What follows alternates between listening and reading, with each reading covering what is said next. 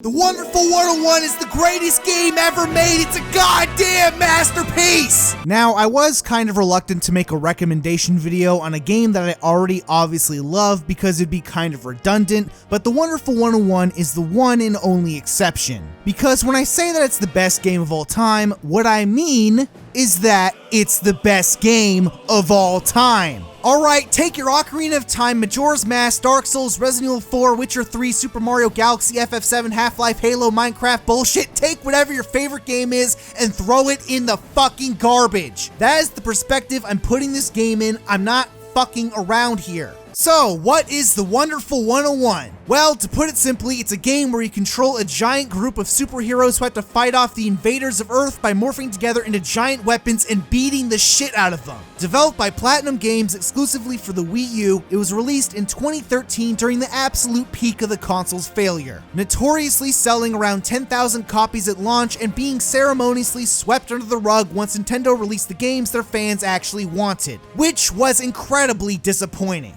I mean, not only was The Wonderful 101 the best game on the Wii U, but it was also one of the only games which actually used the hardware to its fullest potential. The entire game had an Okami-style drawing mechanic inspired by the gamepad touchscreen, and missions throughout the game had tons of creative gameplay sections which used the two screens to its fullest advantage. So not only did Platinum Games make the best game of all time, but they also basically one-up Nintendo by using the Wii U technology better than they could on their own system, while also simultaneously allowing you to just say fuck it and straight up just throw the second screen on the TV and play the entire game with the Pro Controller. Like, it's genius shit! Anyways, as you can imagine, with the Wii U being an absolute failure of a console, Nintendo has currently been in the advantageous position of repackaging all their old Wii U games for the Nintendo Switch and making a shit ton of money. So with Nintendo basically doing this with every Wii U game in existence, there was always a glimmer of hope that perhaps they would be stupid enough to port over the Wonderful 101 as well. After all, while the Wonderful 101 is an incredibly niche passion project which was always destined to be a cross-multiplier absolute failure of a game which would have sold terrible regardless of the console it was on, at least it could be argued that it never stood a chance on the Wii U, even though we all know that's not true. Well, luckily for all of us, due to how much of a miserable failure this game was, Nintendo straight up gave away the rights to Platinum Games and allowed them to remaster the Wonderful 101 and port it over to multiple systems through a Kickstarter campaign, purely through the kindness of their hearts, but also probably because they didn't give a shit about this fucking dumbass game sold like crap. Now, despite how embarrassing it is for Platinum Games to have to kickstart their own game for the Nintendo Switch, it was probably the best thing that could have ever happened. I mean, not only did we get the Wonderful 101 on the Switch like I always hoped for, but now it's also on the PS4 and fucking Steam. Like, it's amazing! I mean, at this point, every single person who watched this video has no excuse. This game is fucking incredible. You have to play it. So with all of that said, what the fuck is the Wonderful 101? Well, to put it simply, it's a character action game similar in vein to Devil May Cry and Bayonetta. The game is divided up into missions where players are tasked with fighting off enemies in closed-off encounters, and players are then ranked at the end of the mission based on their performance. However, unlike most character action games where you play as a single demigod fighting against a barrage of weaker opponents, the Wonderful 101 tasks the player to fight giant, powerful monsters by controlling a tiny group of superheroes. This is probably why most Nintendo fans believe that the Wonderful 101 was very similar to Pikmin 3, which I suppose makes sense at a first glance if you're a fucking drooling bonobo ape. Now, the difference between Pikmin and the Wonderful 101, besides the obvious gameplay differences, is that the Wonderful 100 are able to morph together to create giant weapons, which is the core mechanic of the entire combat system. This can be done by using the right analog stick to draw with the Wonder Liner, and depending on the shape you create with the line, the team will morph together into different weapons with their own unique properties. At the start of the game, players can draw a circle to morph into a hand or draw a line to morph into a sword, but as the game progresses and you gather more members of the team, you'll continue to unlock more abilities which can all be seamlessly used during combat. And it's through this entire drawing mechanic where the Wonderful 101 stands out as a truly unique experience. Alright, have you ever seen Pikmin morph together and turn into a giant-ass sword? No! You fucking haven't! All you saw was Alf throwing around these little Pikmin bitches left and right, just like, guys,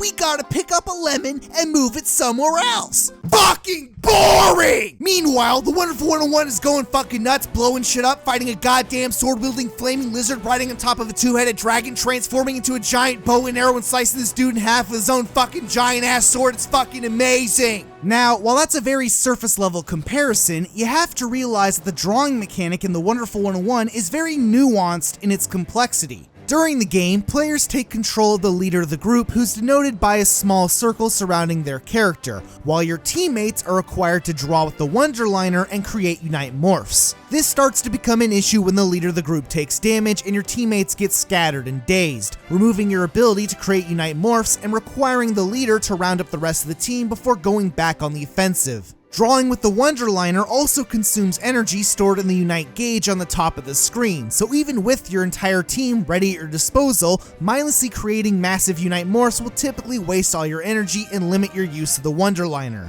This is where the Wonderful 101 shows its true colors of being a relentlessly challenging game. Being able to counter an enemy's attack while wailing away on another is pretty par for the course, and due to the constant isometric camera angle, the enemies on screen are always willing to attack you and never act passively. Simply creating the largest shapes possible and taking a few hits to get through a tough challenge is simply just not possible, and it's one of the main reasons why the game can be so challenging at times. To put it simply, the drawing mechanic is an active part of the combat system. Instead of pressing a button or accessing a menu, the Wonderful 101 requires players to combo enemies while also drawing shapes and managing both their teammates and their Unite energy while dodging other enemy attacks at the same time. And being able to pull off all these things into one harmonious combo feels fucking euphoric.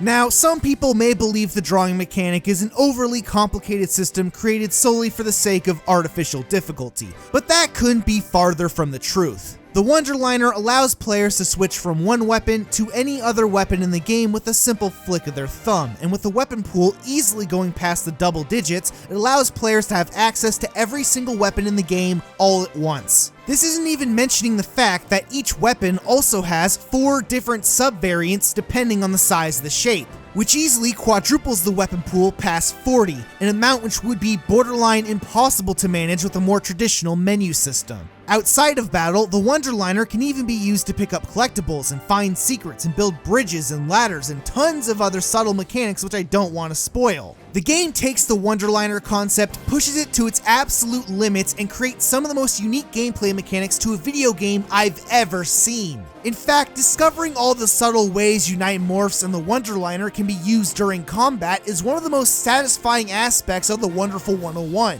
Unite Sword can be used to reflect lasers, Unite Guts can bounce back projectiles and blunt attacks, the Wonderliner can be used to recruit citizens onto your team, and the list just goes on and on and on. And while I can't spoil everything about this game in order to entice everyone to play it, it's best to just discover all this stuff while you're playing the game yourself. I mean, it's one thing to watch a Let's Play of the Wonderful 101, but it's a completely different experience while you're controlling the game in motion. Trouncing a once tough enemy encounter and pulling off amazing combos while the screen is littered in chaos and finally achieving the platinum ranking is what makes the entire experience worth playing. And all of the amazing set pieces and high octane action are simply the icing on the cake.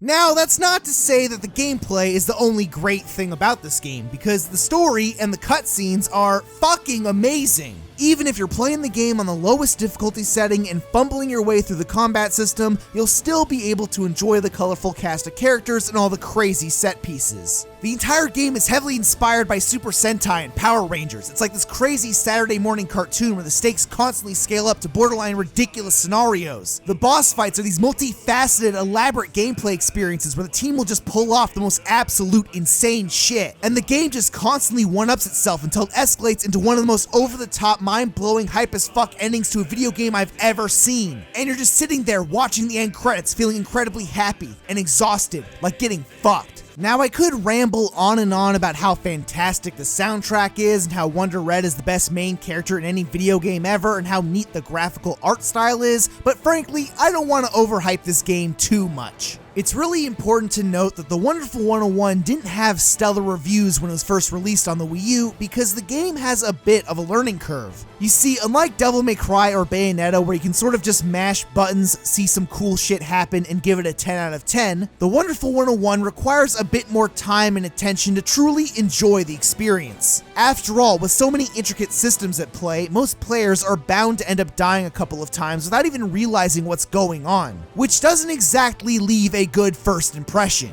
In fact, I remember picking up the Wonderful 101 on the Wii U for the very first time and kind of just getting my ass kicked. I got a lot of constellation prizes because I used too many continues, I didn't buy Unite Guts for the first mission and got absolutely destroyed by the tank enemies, and sometimes it almost felt like certain situations during the boss fights were completely incomprehensible. Still, despite all these hurdles, I eventually got a grip on all the mechanics during the last couple of operations where everything finally started to click. And it wasn't until my second playthrough where I realized just how much I progressed. Like every game in the character action genre, your entire first playthrough can almost be thought of as a tutorial on how to play. And despite how ridiculous that may sound to some people, it's absolutely the truth. Replaying the Wonderful 101 on a second playthrough is by far the most enjoyable experience you'll ever have, and you'd be surprised how much more fun you'll have once you've learned how to play. Still, for the majority of players who will most likely put the game down once they've reached the end credits, it's still a completely fantastic game that anyone can enjoy, and I highly recommend it to everyone. It's one of the greatest games I have ever played! Now, I can't continue to jerk off to this game and flex my superior taste, but honestly, if you guys don't end up playing it, this video will be a waste of time. So with all of that said, I want to help you guys get into this game by giving you a few beginner tips to help accelerate the learning process. Now, first of all, two of the most important skills in the game are Unite Guts and Unite Spring. Unite Spring is your main dodge, which gives you a wide window of invincibility, and Unite Guts is a blocking move which can bounce back projectiles and blunt attacks. Now, despite how vital these moves are, you actually have to purchase them in the shop as optional unlocks, which honestly is kind of fucking stupid. Now, the remastered version actually addressed this problem by giving you a giant pop-up screen basically telling you to buy these moves right from the start and making them cost literally nothing in the shop. But the Wii U version didn't make this nearly as obvious and the moves costed considerably more. So as a heads up, you should buy these moves as soon as possible. These two moves are by far the most useful moves in the entire game, and playing through the Wonderful 101 without them would be the equivalent of doing a swordless Link playthrough of The Legend of Zelda. Another incredibly useful tip is being able to zoom out the camera. By default, the camera zooms in on the team so you can see who you're controlling, but it mostly just obstructs the view of the level and is not very helpful. So right at the start of each mission, just hold L1 and the camera will zoom out to a constant wide shot of everything you need to see, and now you're all good. Also, while you're exploring the level and breaking objects, you'll sometimes find ingredients you can mix together to unlock items in between missions. You can get some healing items and a bunch of other stuff, but frankly, they're all complete shit and they're not worth making, except the credit card. You see, if you end up saving 30 of each ingredient and mixing them all together, you can unlock the credit card, which can be used to purchase one item in the shop for free, including the most expensive abilities in the entire game. If you want to power up your team and unlock everything as soon as possible, this is easily the best way to do it. Most importantly, don't worry too much about the ranking system on your first playthrough. Try to spend your time just learning how to play, and if you get bad rankings on a bunch of levels, it's not really that big of a deal. At the end of the day, just simply have fun.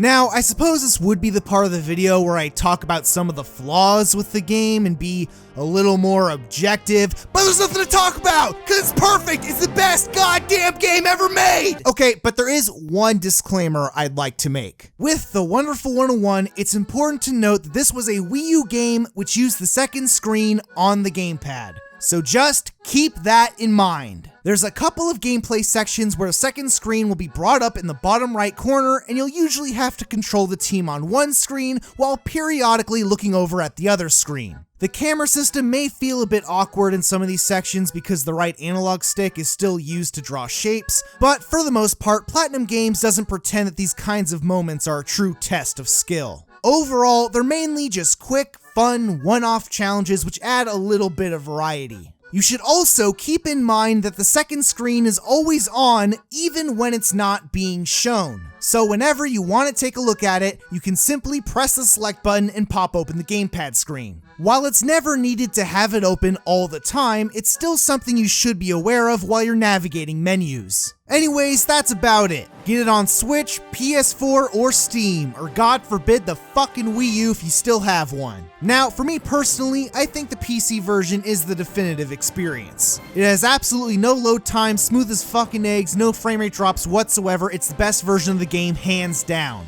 Obviously, you'll want to play this game with a controller so you can use the right analog stick to draw shapes, but if you're playing literally anything besides a first-person shooter, you should already have a controller set up for your PC by default. In conclusion, The Wonderful 101 was the best game on the Wii U, and it's easily the best game of the decade and possibly most likely the greatest game ever made of all time. Alright, I spent fucking 38,000 Japanese dollars to get this shit funded on Kickstarter so you guys can fucking play this shit, alright?